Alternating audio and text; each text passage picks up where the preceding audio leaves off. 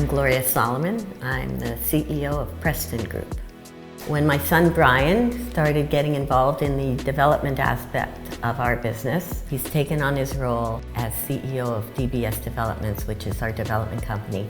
Just admiration for David Solomon that we're proceeding to increase residential development. He was always a very strong believer in people having the right to have good, safe accommodation. And that was his goal, and that's what we continue to strive for. So to connect the story, my grandfather actually built 25 St. Denis Drive in 1967.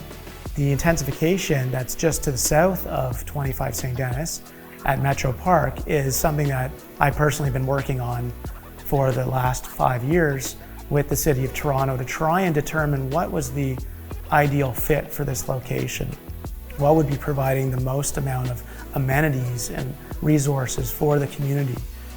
This whole neighborhood is going to see a drastic improvement over the next few years.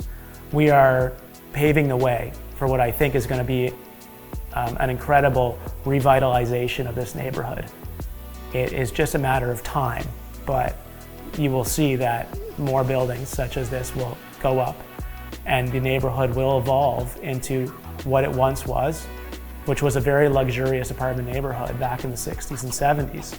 At this point, the time is right and we're excited about it. The infrastructure that's being built at the corner of Don Mills and Eglinton, which is going to become a focal point for the City of Toronto. The condos at Metro Park, really start to rebuild a notion of urban vitality in communities where these spaces are large, they're expansive. We're now defining streets. We're now creating parks that people will use. We're now creating a new neighborhood in a very compact site. What's exciting about a development like this is that it's a different offering in the neighborhood. So being the leaders in this type of lifestyle community will certainly put them a step ahead of their competitors.